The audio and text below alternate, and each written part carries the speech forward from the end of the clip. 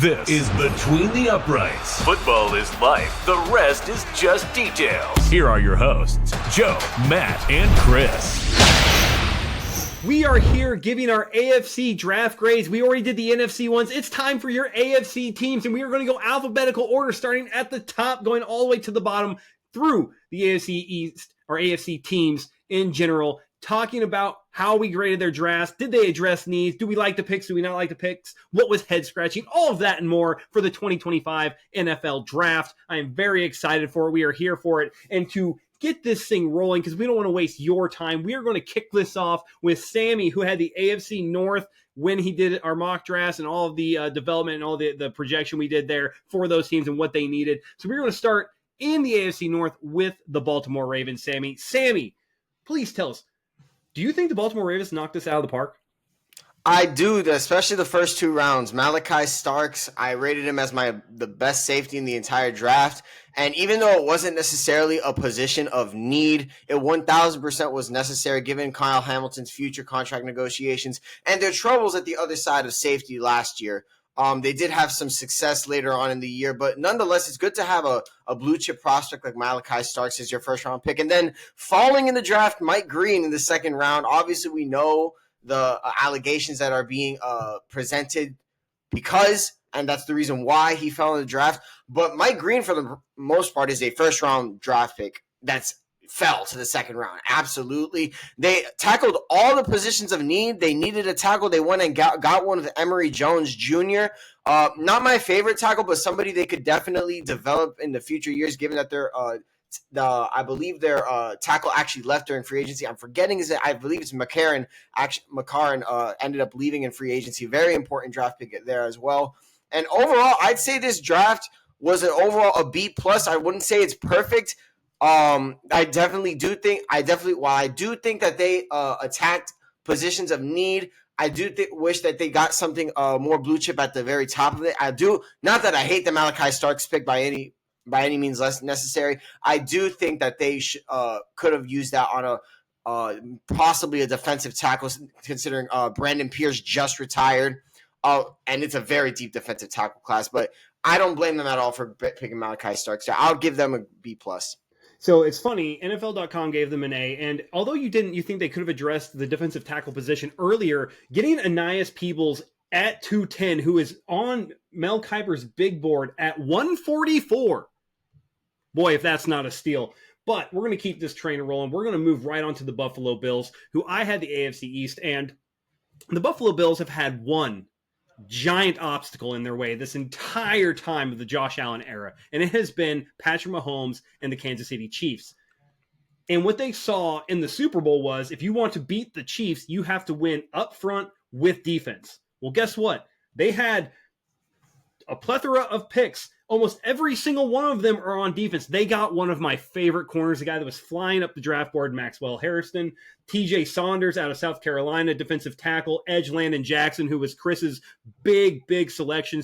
That was her favorite edge. Guy is athletic. We saw how he progressed, from the college going into Senior Bowl, into the combine, and the strength he was able to produce in those combine drills. He went in the third round. I love this draft. As a Patriots fan, this pains me, but the Buffalo Bills did everything you wanted them to do on the defensive side of the ball to possibly get over the hump. And honestly, I am super happy with this draft, especially when you look at the fact they had tons of depth problems in the defensive backfield. And now you have three corners in this draft: Dorian Strong, Deion Walker, and Maxwell Harrison. All these guys, solid coverage guys, tough guys, gritty guys, really good. And then you address the edge and the defensive tackle spots, and got Jackson Hawes, who's going to be a solid TE3 for them. And then you even address the tackle position and the wide receiver position later in the rounds.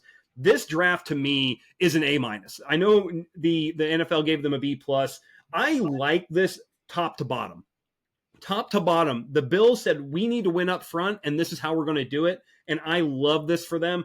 I would have liked to have seen them get another edge rusher. That probably would have pushed them to an A for me, because I believe they need that to really round this out. But you cannot complain with this. You have to be happy as a Buffalo Bills fan. Absolutely. Next up, we have I believe it's the Cincinnati Bengals. And let me tell you something about the Cincinnati Bengals, man. And they were in for a very important offseason. And as much as I'll say that they are really putting all their chips in on wide receivers like Jamar Chase and T. Higgins, I don't really like it. But hey, man, as long as they draft well, I didn't mind it. Now, here's the problem. I don't think they really had a good draft. I really don't. I thought their draft was okay. It was subpar. I really don't think they addressed their positions, which is corner. And I know what you're going to say. Oh, their corners got hurt. You got to give them a chance. I'm going to be so honest. I'm not a believer in Cam Taylor-Britt. I'm not a believer in Dax Hill, and I'm not a believer in DJ Turner. I know the corner class isn't necessarily that deep, but I do think that getting a cornerback, I know Will Johnson has this degenerative knee, possibly career-threatening knee injury that could definitely derail his career. I understand that. But in my opinion, he's one of those prospects. It was a top 10 prospect ready to go right in your fingertips, and you went and you skipped him. You got Shamar Stewart. I didn't hate the pick. I had some guys better than Shamar Stewart. And then you went and got Demetrius Knight Jr. And look, I don't hate Demetrius Knight Jr. I understand why you got him. You got linebackers that are due for contract, but I didn't think it was a second-round pick. If you were going to send a second-round pick, I don't know where Will Johnson landed. I don't know if he landed two picks earlier. Two picks earlier. I would imagine that the Bengals were begging and hoping Will Johnson fell to them, and it didn't happen. But even then, you got to trade up. Knowing Will Johnson is that can't-miss prospect, you got to trade up, do something like that, and find a way to make things happen. I do like that they addressed the guard position in the 5th round. I personally am a big believer in Jalen Rivers. I know he goes to Miami. Everybody's like, oh, the Miami stand likes Jalen Rivers. I do think that Jalen Rivers is a solid guard pick. I do think he can potentially make some noise in this league, given the chance. But other than that, I really wasn't impressed with this draft. I really wasn't wowed with this draft. I know maybe down the line, maybe that they prove me wrong, but I'm going to be straight up. I'm going to give this draft a C-. I don't think they addressed any major positions of need at positions that they needed to. And overall, if this is the goal for the Bengals, I am not. If I'm a Bengals fan, I am not sure about the direction of this team. If we're just going to rely on Joe Burrow's aura and his 2 receivers to go to the Super Bowl, I don't know about that, man.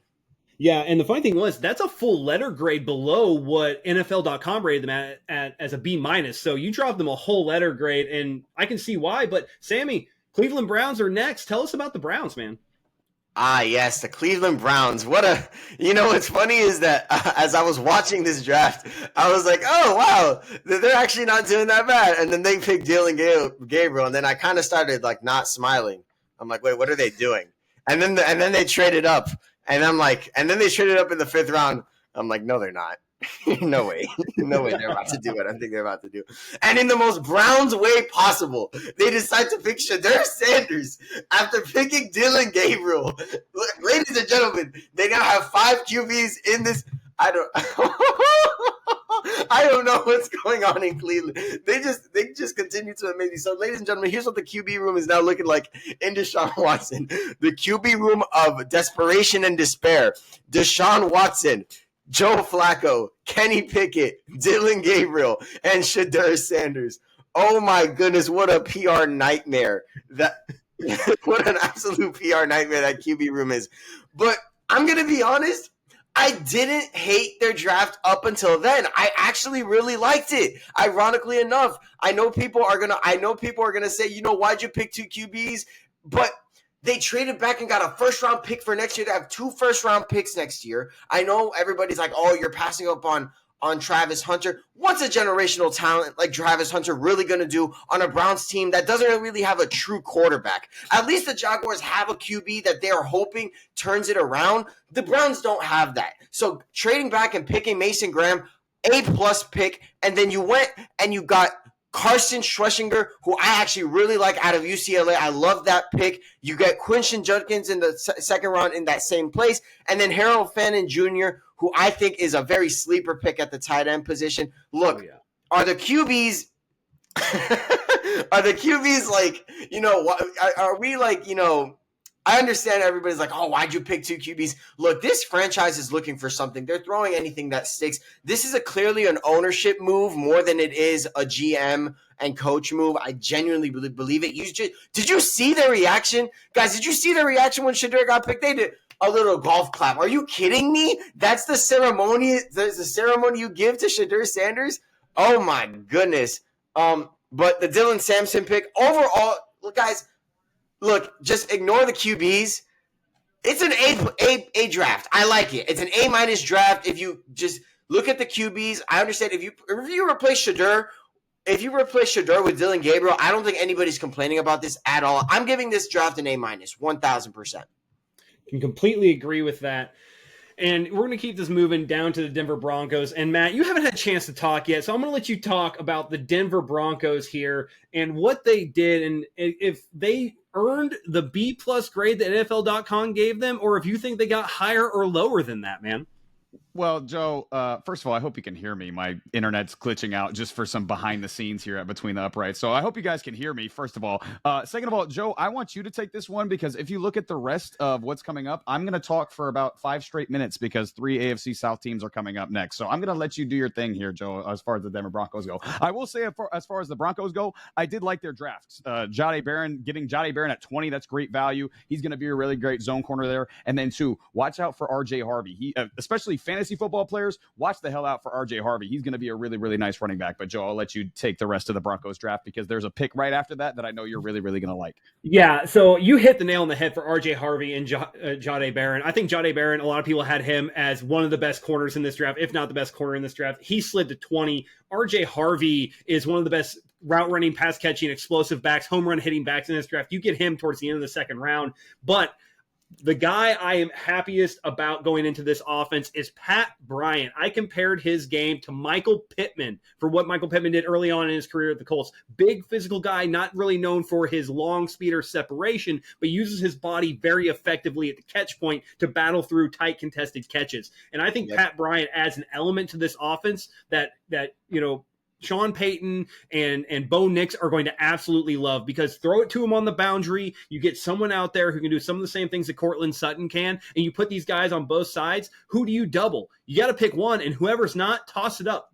Pat Bryant had one of the best contested catch ratings in this draft, bar none. You pair that with 2 key edge rushers later in the draft. I love this draft for the Denver Broncos. I think that, you saw them go to the playoffs with a rookie quarterback. They ran into the Bills. They kind of saw how the Bills tore them up. They fixed some of those problems right now, and I think that they add an explosive element to this offense that was missing last year. NFL.com gave them the B+. I'm giving them an A. I love this draft purely because for the first 5 picks, to me, made this draft for them and are definitely what I like to see from this. And if all these players hit their ceilings, this is an absolute home run that the Broncos probably haven't seen in a long, long time. Yeah, I'm right there with you, Joe. I really like the Broncos draft. Like you mentioned, and like I don't even think we talked about it. Pat Surtain and Jahdae Barron as their quarterbacks with Riley Moss thrown in and some of those other defensive backs and a Broncos defense that was already really good at getting after the passer last year as well. Man, AFC West is going to be a pain in the ass for the Kansas City Chiefs this year. It's not going to be a Chiefs walk in the park this year, the AFC West. It's going to be tough because there's 2 really good teams in there, and then who knows? We'll talk about the Oakland. Or why do I always say the Oakland? It's the Las Vegas Raiders. We'll talk about the Las Vegas Raiders a little bit later. But ladies and gentlemen, I am moving on to the Houston Texans. Now, first of all, with the Houston Texans, okay, they acquired all 9 of their picks via trade. There's a fun fact for you. Kind of wild. All of them were acquired via trade. Wow. Kind of crazy.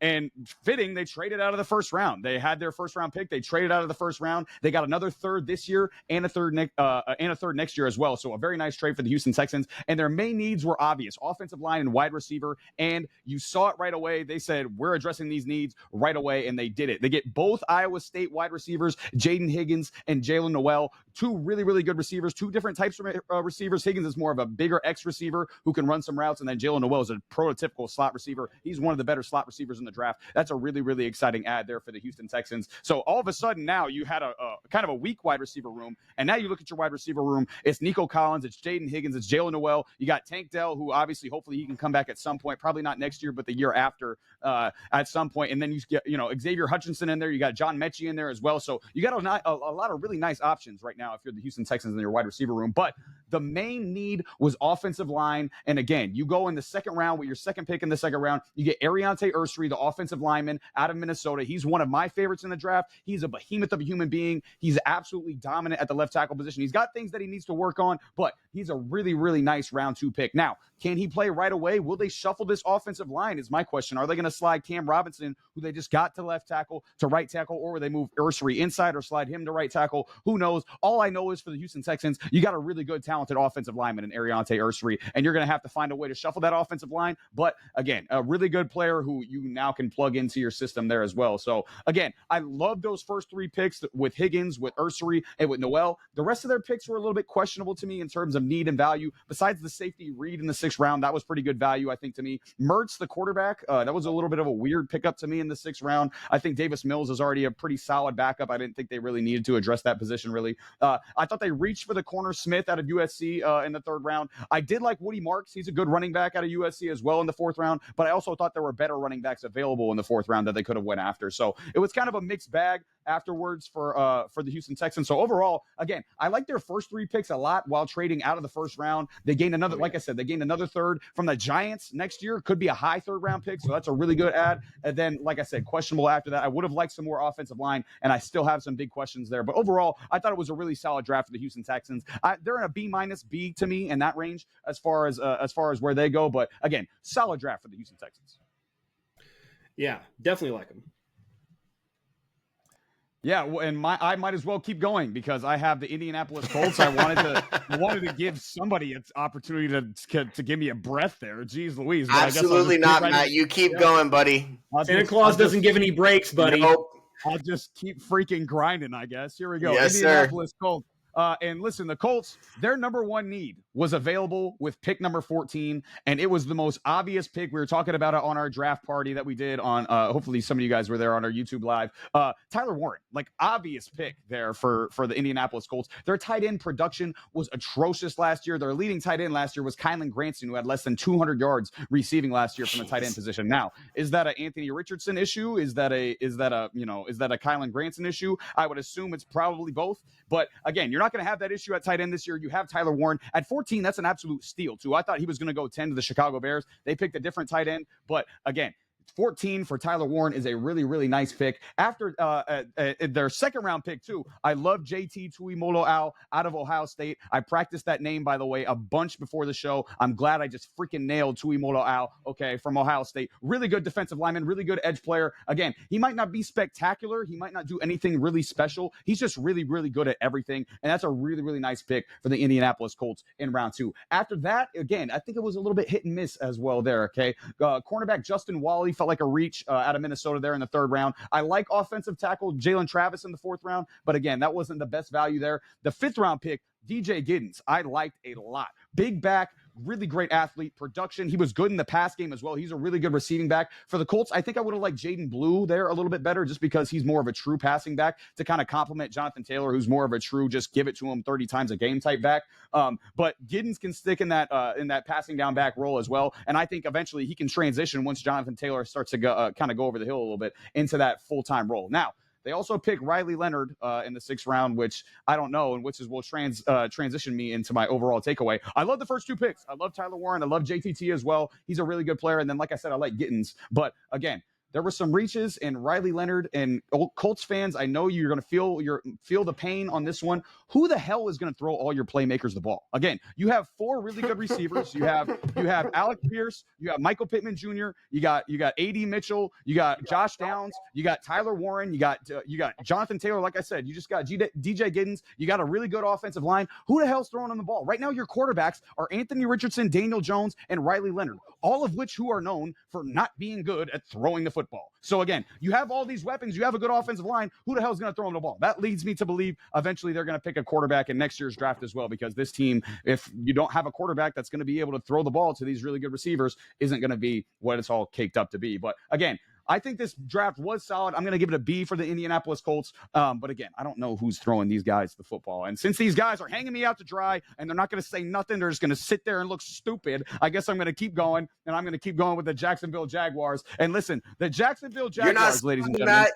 Keep it going, buddy. The Jacksonville Jaguars, ladies and gentlemen, had the best pick of the entire draft. Now, of course, they gave up a lot, a first-round pick next year, but they added a first-round wide receiver and a first-round cornerback with one pick, and it's obviously Travis Hunter. Absolutely perfect pick. I talked about this pick a bunch on the Jaguars preview, offseason preview episode that I did. And I talked about this is the perfect fit. I said, if there's any team that could trade up, that should trade up for Travis Hunter, it's the Jacksonville Jaguars. Because again, he doesn't have to go in and be wide receiver one. You have Brian Thomas Jr. in there. And then again, a secondary that was the worst in football last year, gave up the most yards per game in the NFL last year. You bring in a cornerback like Travis Hunter. I absolutely love that pick for the Jacksonville Jaguars. Absolutely perfect fit. Now, the third round, they get another corner with Ransaw as well. I think that was a big reach. There was a 6th-round projection on him. But again, with the worst pass defense in football last year, 2 cornerbacks to start your draft makes a lot of sense. They added some offensive line depth as well with Millam out of West Virginia in the 3rd round, and then Jonah Monheim, the center out of USC in the 7th round, which I like.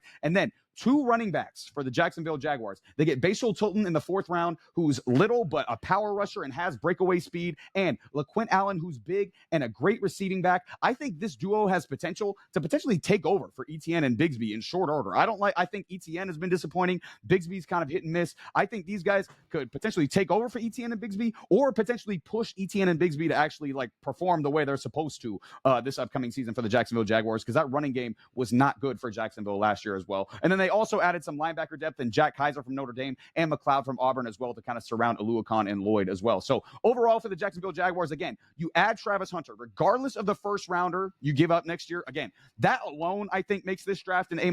The rest of the draft, again, I like some picks, some I didn't, but Hunter himself makes this draft an A- for the Jacksonville Jaguars. I absolutely loved it. Now one of you guys can talk, because I've been talking for way too goddamn long. This has been Between the Uprights. Football is life. The rest is just details.